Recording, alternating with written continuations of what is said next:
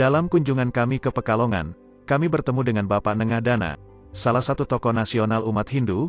Beliau berkenan memberikan Dharma Wacana untuk anak-anak Yapindu, dengan tema Tatwam Asi. Berikut pemaparannya. Hari ini saya sangat berbahagia ya, kebetulan akan ada kegiatan besok, dan mulai tadi sudah ada,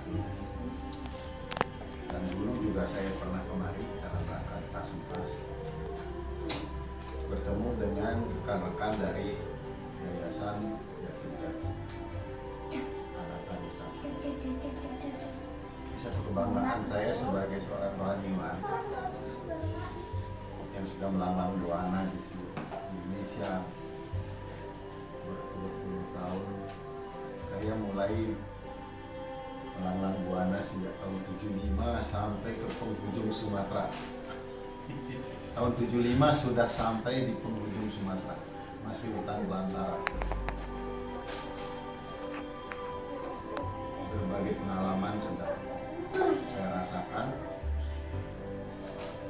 dan sebenarnya yayasan ini sudah mengambil satu ajaran yang paling inti di dalam Weda, yaitu Tatwam Asi. Itu adalah engkau, Anda adalah dia. Saya esanima Atmiang Sa Atma Tatwam Asi. Sesungguhnya itu tat adalah hakikat dari kehidupan ini. Saya esanima Mahatmya. Dia adalah inti kehidupan.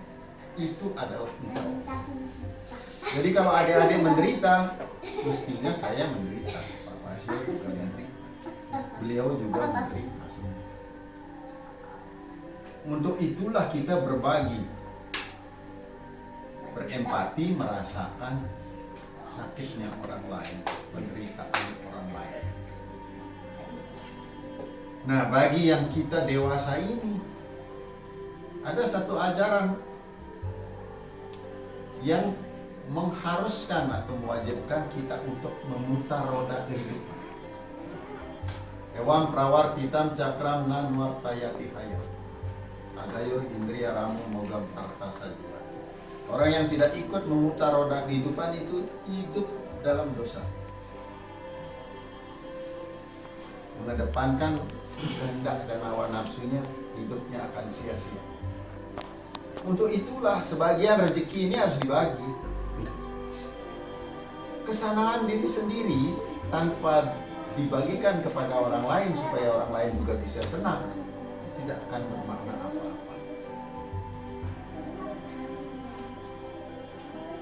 Dan nanti adik-adik ini pun juga punya kewajiban, seperti diajarkan dalam Weda. Berbuatlah kebaikan kepada orang lain seperti yang engkau inginkan orang lain perbuat pada dirimu. Karena mereka semua adalah sahabat karibmu yang berasal dari Tuhan.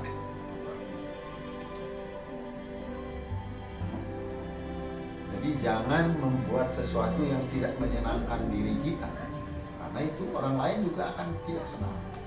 Nah, beliau-beliau ini sekarang berbuat menyenangkan orang lain, setidak-tidaknya mengurangi penderitaan. Karena beliau ini tidak ingin menderita. Ya. Karena tidak ingin menderita, maka jangan buat orang lain menderita. Itu intinya. Nah, karena itu apa yang disebut tadi, setelah saya baca, Anata ini ternyata tulisannya pakai TH. Ini artinya tanpa pelindung, tanpa pimpinan. Itu yang dimaksud dengan yatim piatu. Karena orang tua adalah pelindung, dia adalah pemimpin keluarga. Bapaknya adalah pelindung, ibunya adalah pengasuh. Masuk. Dia adalah pendidik pertama dan utama dalam keluarga.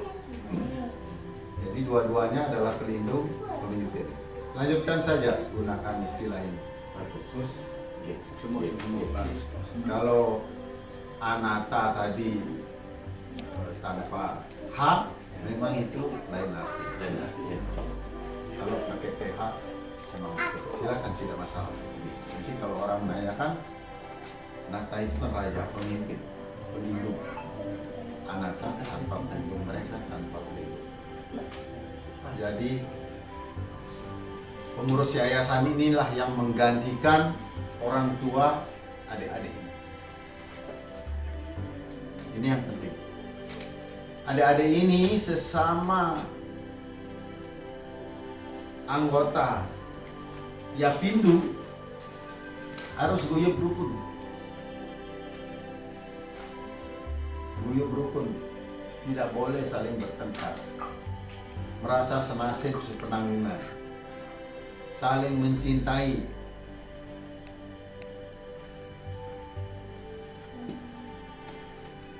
Di dalam Weda ada disebutkan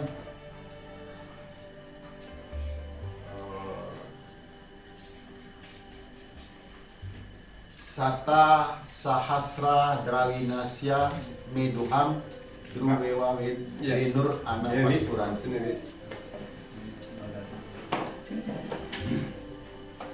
sini depan. Sini.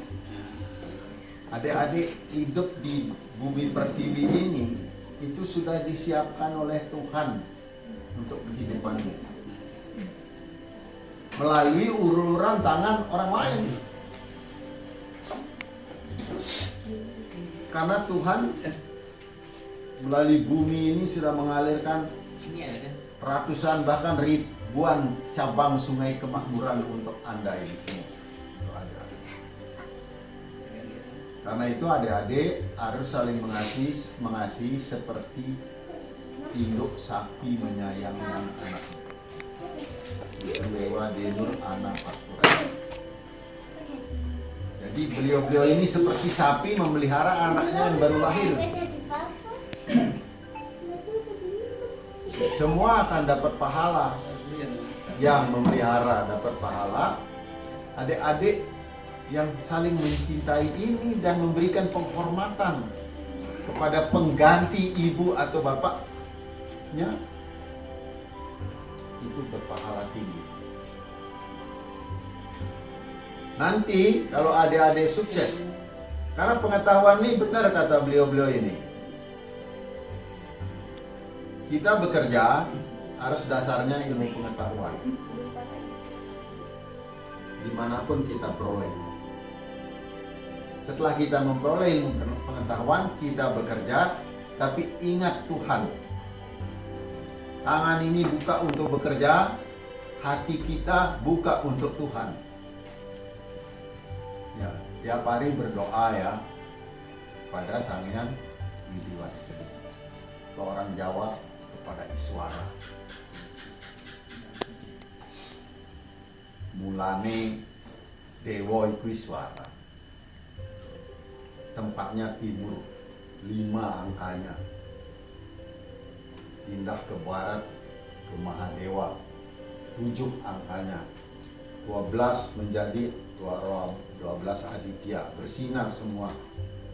Baru dia memenuhi ke selatan untuk ciptaan.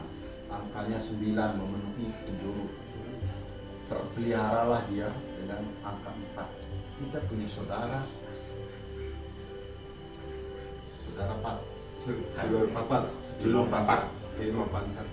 yaitu melihara kita. Filsafatnya Jawa ini tinggi sekali. Itu yang saya ingin sampaikan, yang kadang-kadang kita tidak sadar ya.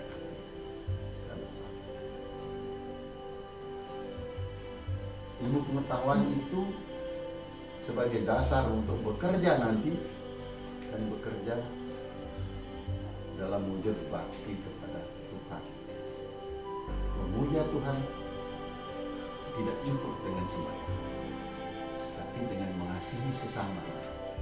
Itu yang disebut manawa sewa, melayani sesama. Berarti madawa sewa, melayani Tuhan. Pancasila mengajarkan, kalau dulu di pembukaan UUD 45, ketuhanan yang Maha Esa menurut dasar kemanusiaan yang adil dan beradab. Anda percuma bertuhan tanpa asas kemanusiaan.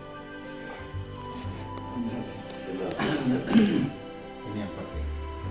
Karena itu sastra suci kita menjanjikan, supaya jangan terlalu panjang ya. Ada satu syair indah. Arupa karanam yesam jagarti hridaye satam nasyanti agas tesam sampadah syuk pade-pade. Dia yang selalu memikirkan dan melindungi kepentingan orang lain. Segala kesulitannya akan dimusnahkan dan setiap langkahnya akan dimudahkan. Itu sastra suci. Yakinlah bapak-bapak ini, setiap langkah bapak ibu akan dimudahkan selama kita terus berpikir untuk melindungi dan membahagiakan orang lain. Itulah amal keagamaan yang tertinggi. Karena orang yang mau berbagi, dia tidak memiliki keluh kesah.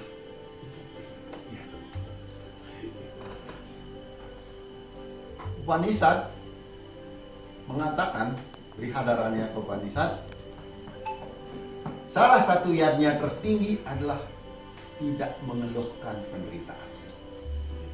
Bagi yang menyantuni maupun adik-adik ini, jangan pernah mengeluh. Terimalah ini sebagai karunia Tuhan. Ya, mungkin ini suatu tempaan untuk kamu menjadi orang-orang kuat di masa depan. Nanti setelah Anda menjadi orang besar, ingat desamu ini. Di sini lahan yang subur. Jangan hanya biarkan lahannya subur berbuah tapi tanpa rekayasa pengembangan kehidupan kait dengan perekonomian. Itulah yang harus ke depan adik-adik miliki tekad yang kuat begitu. Kami ini bukan orang yang senang di masa kecil. Sekarang sesusah-susah orang ada beras. Di zaman kami makannya bulgur, ketela, singkong. Apa itu yang pucuknya pisang itu? Pusuh. Nasi moran, Pak. Nah, itu yang kita makan karena beras tidak ada. Jadi sakitnya itu bukan karena tak punya, karena tidak ada. Itu lebih menderita. Ini ditempa menjadi orang-orang seperti ini sekarang. Dan dengan kesadaran kita sambil kuliah, sambil jadi kuli, tidak masalah untuk mengisi waktu. Dan akhirnya menjadi orang yang mencintai orang lain, supaya orang lain tidak menderita seperti saya. Itu tekad. Nah, itulah ke depan pentingnya Yayasan Yatim Piatu Ananta Nusantara. Yayasan ini milikmu juga. Ya. Anda menjadi keluarga besar yayasan ini. Ke depan Anda besarkan terus. Bila perlu punya cabang-cabang di seluruh Indonesia. Agama lain juga seperti itu. Iya. Punya cabang, kalau cuma di sini saja keliling. Nih. Betapa capeknya ini. Tapi yakinlah bapak-bapak, ibu-ibu, kecapean itu terbalas. Luar biasa. Seperti kita mendaki gunung. Waktu mendaki kita kelelahan, tapi setelah di atas betapa segarnya. Pas keindahan disajikan oleh alam. udara segar menyambut kita. Begitu asrinya alam ini. Begitulah Tuhan menciptakan berbagai medan itu. Senang dan sedih selalu berdampingan. Maka kalau kita bersedih dahulu, bersakit-sakit dahulu, maka kemudian kita akan bersenang-senang. Mudah-mudahan adik-adik ini sekarang bersakit-sakit, ke depan menjadi orang yang bersenang-senang, tapi catatannya senang itu harus dengan keseimbangan. Yang senang itu jiwa, bukan badan ini. Bukan badan ini. Kalau badan ini disenangi bisa sakit gula, bisa sakit jantung. Tapi kalau jiwa disenangi, no problem. Kita bisa berusia panjang. Kecuali memang dilahirkan untuk usianya sekian. Itu kuasa Tuhan. Tapi kalau kita punya karma sebegini usia kita, kita berjuang bisa kita penuhi seperti petak sawah. Tapi kalau kita tidak berjuang, mungkin setengahnya sudah dead kita, sudah meninggal. Nah, itulah adik-adik kita semua, semangat terus. Ingat, lupakan kesedihan masa lalu. Hidupmu sekarang yang biasa. Untuk hidup besok, jadilah pangeran sekarang. Kuasai dunia ini masa depan. Jangan kamu dikuasai oleh dunia. Itu yang penting. Nah, bagi rekan-rekan para sewanam ini, teruslah berjuang. Tidak pernah ada kerugian buat orang yang memberi. Karena disebutkan dalam Weda, Sata Hasta Samahara Sahasra Hasta Samkira. Bekerjalah dengan 100 tanganmu dan bukalah tanganmu, bukalah 1000 tanganmu untuk memberi. Ya, demikian, semoga Sang Widi selalu menuntut kita, memberikan sinar yang terang, pencerahan, penuh kesadaran untuk makin merasakan kemanusiaan di hati kita masing-masing. Semoga Om Santi Santi.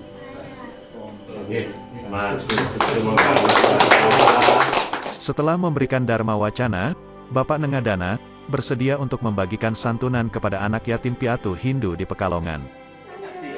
Sabar ya sayang ya. Betul ya, betul saya. Betul ya. Ya. Ya, tamat sukses. Nah, ini Nanti, buat halo. ini, salam Salim.